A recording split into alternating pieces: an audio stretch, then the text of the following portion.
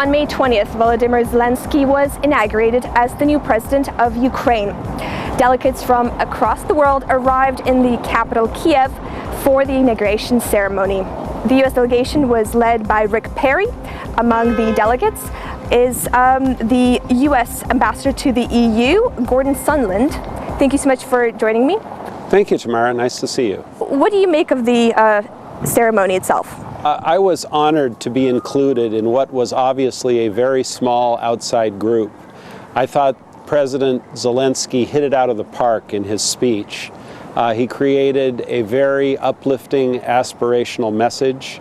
He made it clear that he's moving very quickly and that he expects the Parliament and the others in the government to abide by the will of the people, which gave him a record-setting, unprecedented mandate, and he expects people to fall in line and do what the people ask them to do.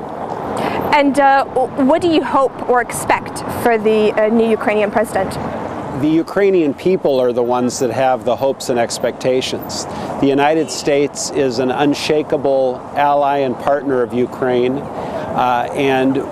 We want President Zelensky to follow through on really what the people voted for, which was openness and transparency in government.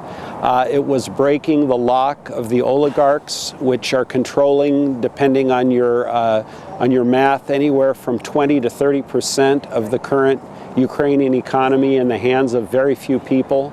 Which is really holding Ukraine back from being a world-class player. Recently, the Financial Times reported that the U.S. has warned about greater military cooperation within Europe, within European nations, in order to avoid any sort of detraction within NATO. How could European defense potentially, or initiatives, weaken any sort of defense within the alliance? First of all, not every member of NATO has contributed their agreed-upon 2% of GDP to NATO.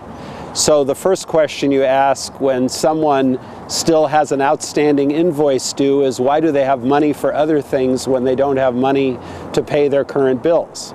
The second thing is, we want to make sure that while we encourage expenditures by anyone for their defense, we want to make sure that that money is in harmony with what NATO is trying to do.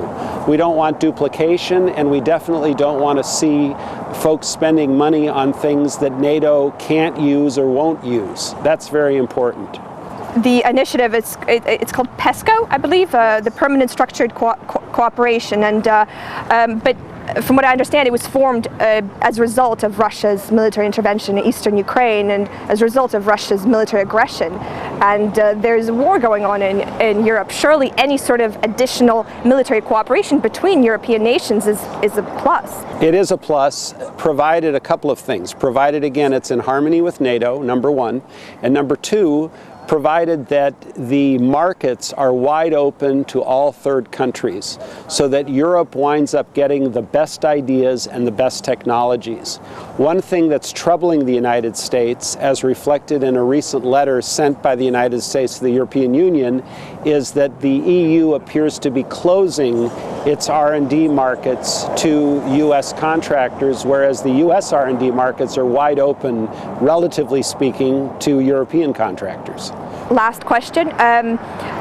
Ukraine in recent years has become a sort of testing ground of cyber warfare that Russia is testing out, and the EU recently took some steps to increase its cyber security, and with the U.S. support. Are there any plans whatsoever to kind of integrate and incorporate Ukraine into these overall cyber security measures between the EU and U.S.? Well, certainly the U.S. will share its best practices with Ukraine, but you really bring up an interesting point, and that is the new technology of 5G.